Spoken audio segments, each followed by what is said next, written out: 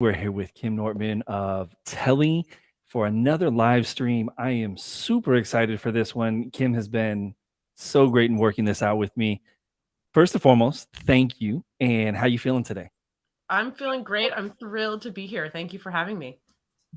Yeah, the pleasure is mine for sure.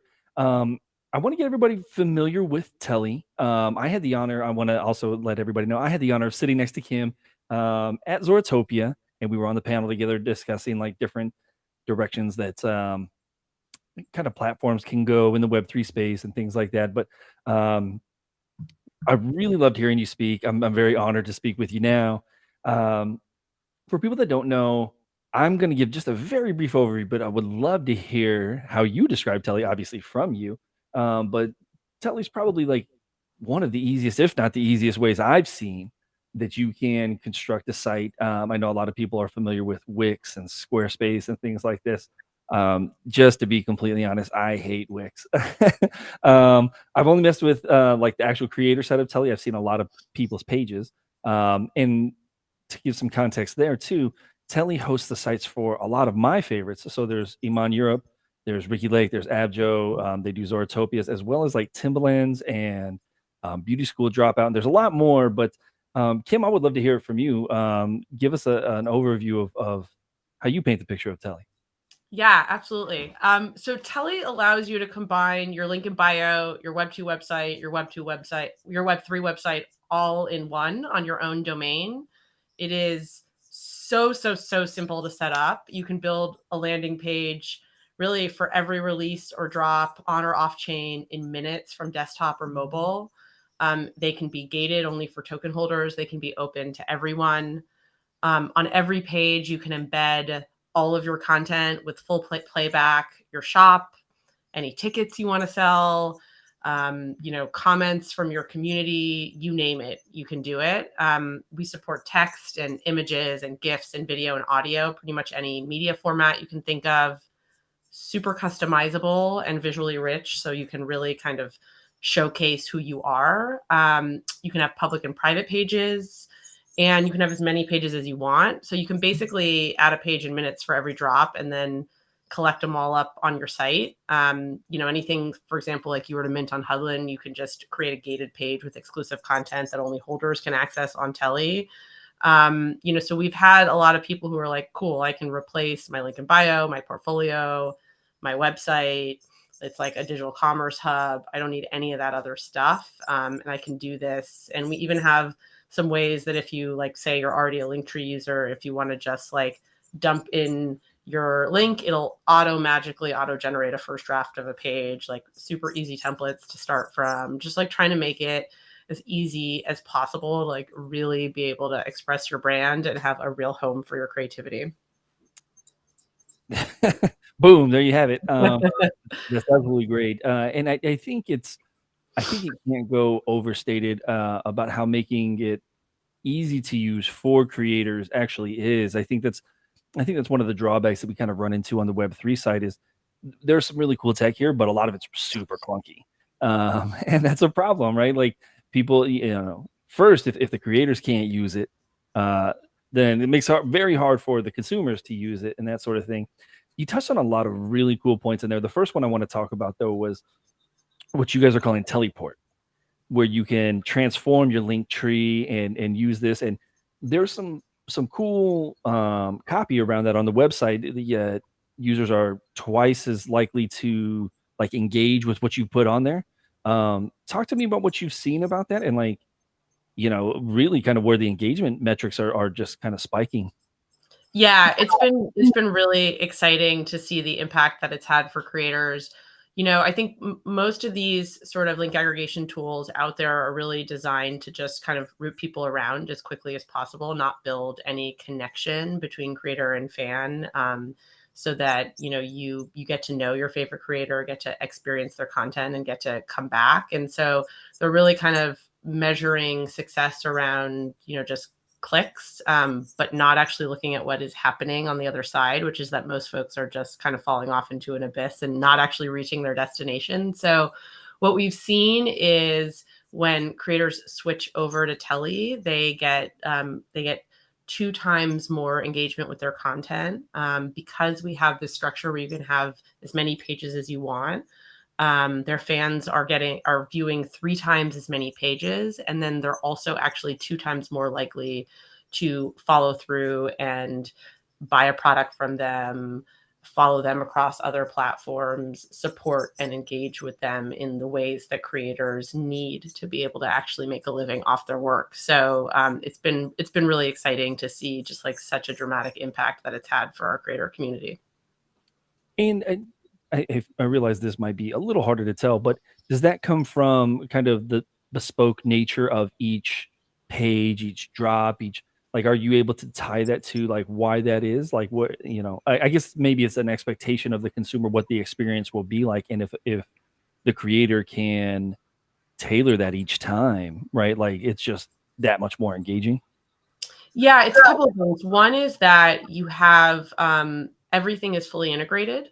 So instead of kind of bouncing off and then, as we all do, sort of getting distracted, you're actually watching the video, consuming the content, listening to the music directly from the page where you can also support with a purchase um, or kind of engage more deeply across platforms. It's all happening without needing to send folks out. And because literally anything can be embedded and integrated right there, you get people more immersed in a wider breadth of the content. And then I think you hit on the second key point, which is like really rich but simple customization, so that each one of these feels like the creator, feels like the specific drop or release, or it's branded fully around what it is that that creator or artist is trying to express in that particular release.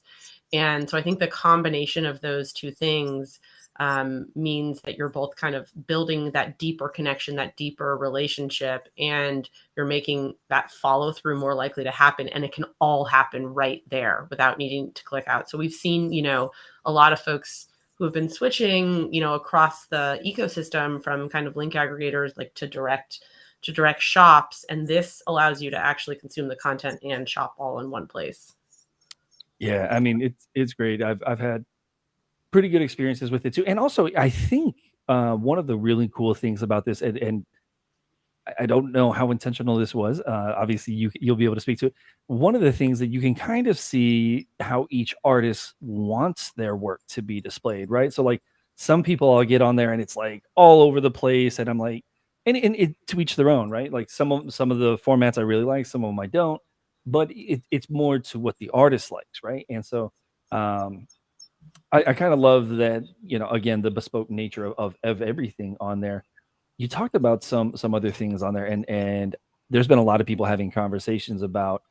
Um, I'm seeing more and more talk of like physical like merch arising for the Web3 crowd, and I love that I found on here that you guys have Shopify token gating. Um, I want to talk about what the reception has been like around the Shopify token gating, and you guys do a lot of token gating stuff. What are some of the cooler examples of things that you maybe have seen, like maybe some neat innovations that you've seen around, like somebody that might have gated something? Yeah, it's been the coolest part of building a really such a robust tool that then you can put in the hands of people who are so much more creative than you could ever imagine, is that you actually start to see like powerful use cases that we could never have even thought of when you put it in the hands of the community. And that's been like probably like the most incredible thing to watch. So I'll jump in on a couple of like cool individual use cases that we've seen pop up lately, and then on the Shopify piece. But we have a great artist we actually featured on our blog today, Felice, who did this really, she's a very robust like multimedia artist, musician, and she token gated a bunch of sort of quizzes and Easter eggs as part of this kind of full multimedia experience, which was very cool. We had this amazing Web3 musician who was releasing a song each week, and one week he added a Telly token gated page alongside the song release and put the unreleased stem associated with the song, so supporters could remix it behind the token gate. And because we support original audio as well. And it was cool. He saw like a 75% increase in his sell-through rate that week when supporters could really get in and create that sort of feedback loop and then present what they had done back to him, which was cool. We've had a lot of folks like video creators, other musicians and visual artists who they'll release something as a drop as like a clip or a piece of the work, and then they'll put the rest of the work, like if it's multi-format or if it's a longer version or the BTS materials behind the gate, so that they're like really able to play with this really creative canvas to present like a much kind of fuller and richer version, or a deeper dive on the behind the scenes of the creation of that, which has been a lot of fun. The Shopify piece has been really, really cool because, you know, as we were talking about before, the ability to actually kind of present like more content in a really rich way, in a really multi-format way, alongside the merch that is like directly relevant to that, and to be able to gate it just for your supporters in your community. We've seen folks do drops behind a token gate and they've just sold out in 30 minutes. We did, you know, a really awesome drop last week, just for a general drop with an awesome artist, Femme, who like did a Valentine's Day hoodie that she hosted directly on her Telly page, and I think she sold that out incredibly fast. And so we've just seen the adoption be really strong. The ability to really tell a story alongside the products that you're selling in a way that you just can't anywhere else has been really beneficial to the creator community. Yeah, yeah. I mean, and it makes all the sense in the world, but easier said than done in some cases, and you guys have really executed it. What I want to get into a little bit is you you feel very intentional about everything that you're doing, and I know, especially when somebody starts something, like all of these features don't come out at once, right? This is all in development. However, you recognize the need for it, and I want to get into a little bit about your background. I was, you know, fortunate enough to hear it at Zoratopia. I remember you saying that you started working with creators back in like 2015, and then after some years, you started Telly. But if you can just kind of expand on that a little bit, so people are familiar with like your vision and kind of how this all came to be, and what that's been like. Yeah, absolutely. So I actually, you know, you were talking before about sort of how easy this is for creators to set up. I always say, like, if I'm the one who, if I can do it, then anybody can, because I am a non-technical founder. And so I'm always the one who's kind of saying like, hey, no, we've got to make this simpler, easier to fit into their workflows. But so I actually started my career as a writer. So I've always been really, really passionate about just like telling people stories who might not otherwise get told. I ended up actually parlaying that. I have a pretty atypical founder journey. I parlayed that into becoming a lawyer who spent a bunch of my time focused on social justice and equity issues, like particularly on behalf of classes of workers who were not making a living wage off of their work. And so you talked about how I jumped over into the creator world in 2015. I was sort of watching what was happening with this growing group of folks who were able to start to get their work out there, and you know, go direct to a fan base. But I also saw that they were becoming, you know, they were quickly going to become the next like biggest class of workers who were actually not making a living wage off of the work that they were doing. So I saw it as my chance to kind of jump in, combine my love of storytelling with my desire to make sure we could actually create a system where creators could both, you know, could do their work, find an audience, an engaged audience for it, and then actually be able to live off of and thrive off of their work. So at that point, I jumped to a company where we were building direct-to-consumer businesses in partnership with creators and talent throughout the ecosystem. And, you know, from smaller up to the largest creators and talent there were. And, you know, through that experience, I sort of discovered that in order to make those businesses work with where the technology was then, you know, it was really only the biggest creators that could do so, because it required a lot of custom development and large content teams. And I became like very, very obsessed with how do we open up access so that any creator who can find an engaged fan base that finds real value in their work can directly own that relationship, can have very robust design and storytelling tools, no-code design and storytelling tools to express their creative output, which in my opinion, as we've talked about, I think we're uniquely filling that gap.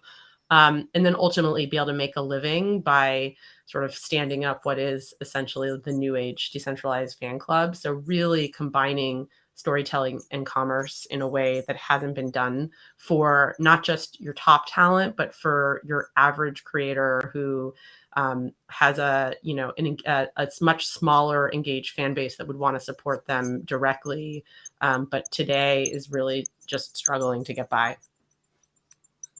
Yeah, and I just want to say, like, I feel like that's terrific insight, and to see in 2015 the class of creators that you see coming up and notice that disparity likely rising there, and then being able to jump on it and execute like that's hats off. Like that's not an easy thing to do. It's even harder to actually get it done. So I want to encourage everybody to go check out Telly if you have not already. It's tell.ie. There's some great sites if you go to Telly, tell.ie/examples. You can see some really great sites there, see what some people are doing. I was speaking with Corey on your team, and he's got he set up something really cool, and I want to encourage everybody to go ahead and give this a try. But in true kind of collaborative nature with us talking today, if you use code HUDDLN HUDDLN, you'll get a free month of Telly Pro and a custom domain for your site. So check that out, guys.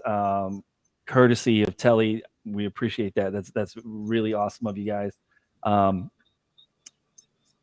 I want to also touch on too. So earlier I was kind of like poo-pooing Wix a little bit. I'm not crazy about them.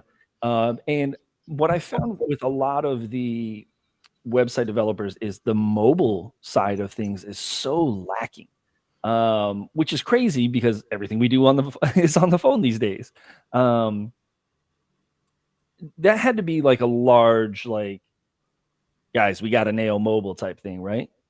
Absolutely. We built always with mobile in mind, mobile first from the very beginning. So, but what I think we saw is, um, there's very few folks who are actually thinking about both mobile and desktop holistically so that you can have a richer, more interactive, leaned in experience in both places. And you can have something that looks really amazing across devices. So you have folks who have really, built for mobile, and you have folks that have really built for desktop, but you actually don't really have a lot of great options that scale to both really, really beautifully.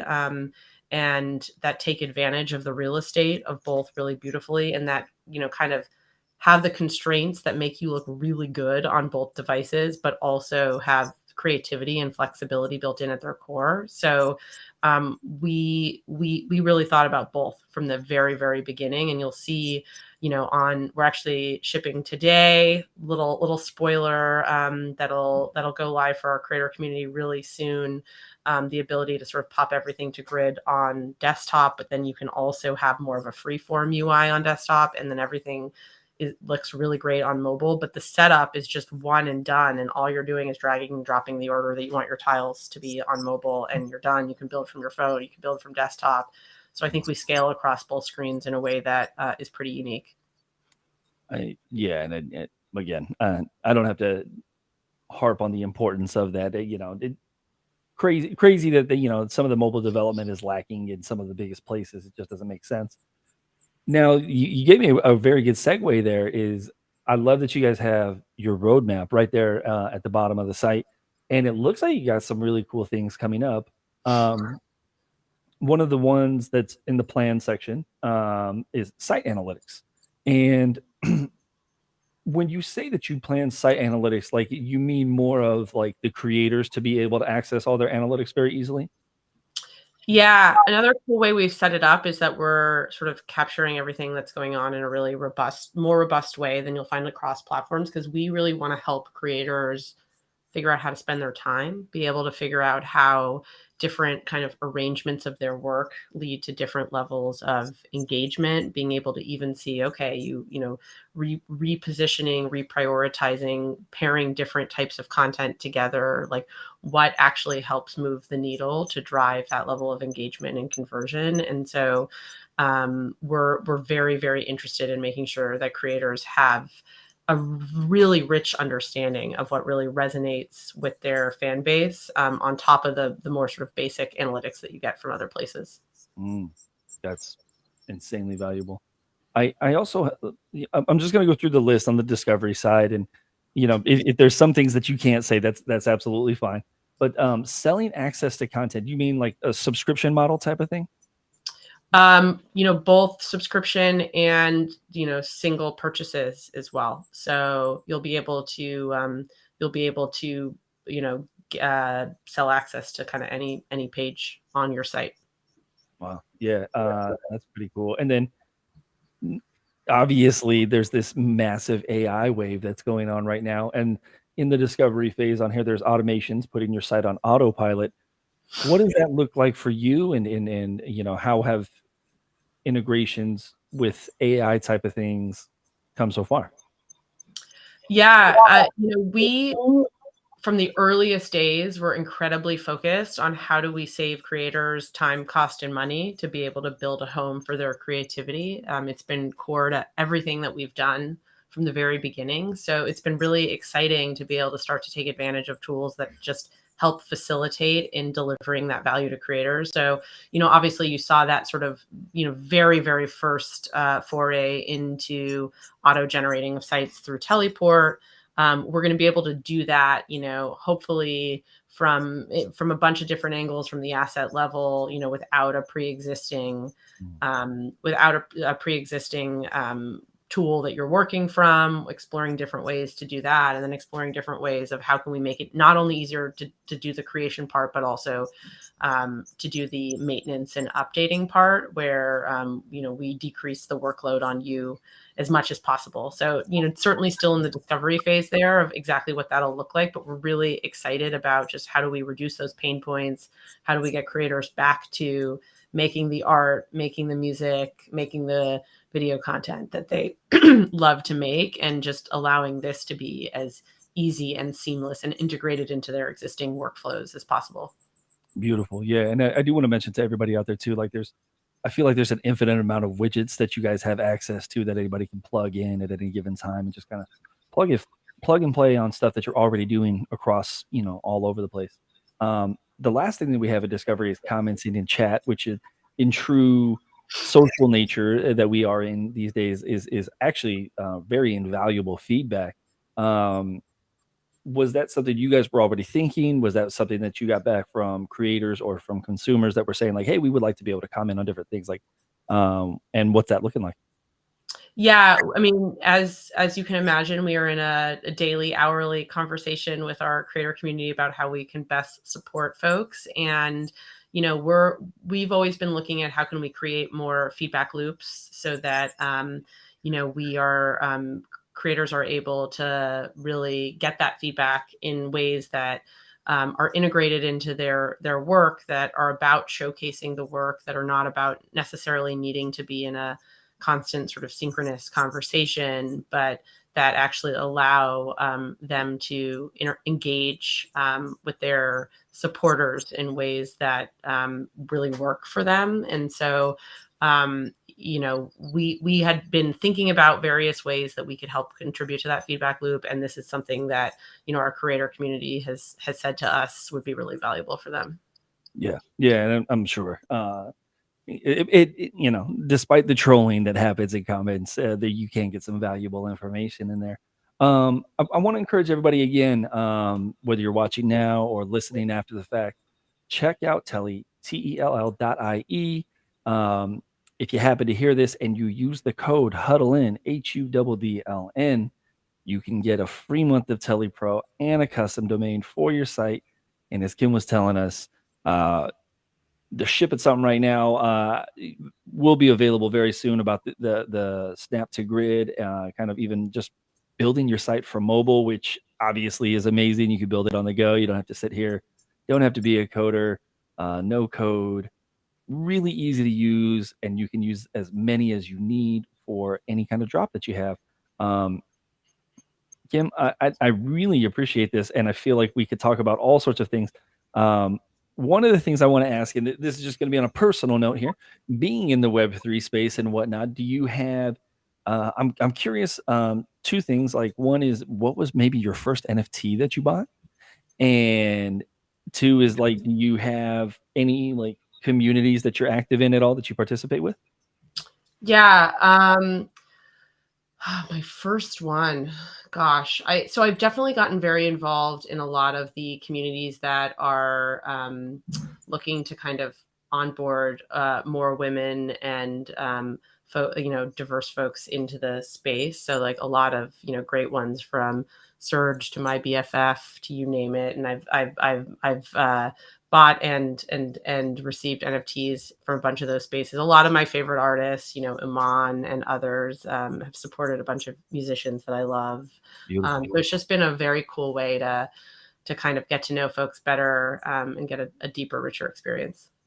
Yeah, yeah, I love that too. It's so funny because we see a lot of people talk about like, what's the utility, and especially they say it with music. And I think one of those things that once you buy one of the music NFTs, and then one of these wonderful musicians that are out here reach out to you, whether it's DM or even just on the timeline, and say thank you for this. Like it's a cool interaction that like you never really could have had before, especially in the traditional world.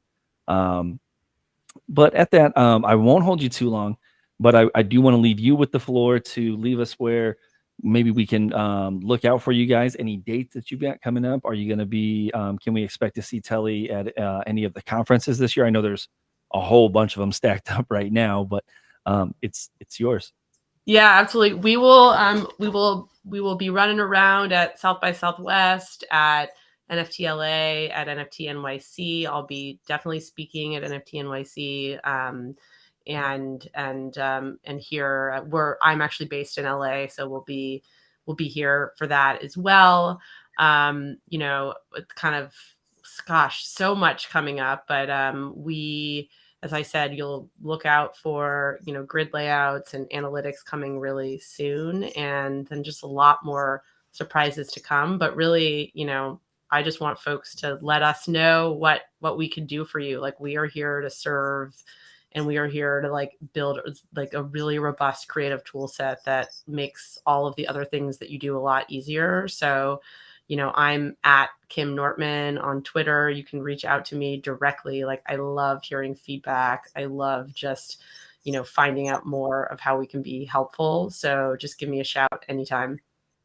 Love that. Love that. And so you guys hear it. If you have feedback, if you're messing around with the sites, if you got suggestions, or if you just got things that you like, or just like, whatever it is, like reach out, talk to Kim, talk to anybody on the Telly team. They've all been like super, super helpful for me. Couple last plugs in here. Please visit the Telly site, tell.ie.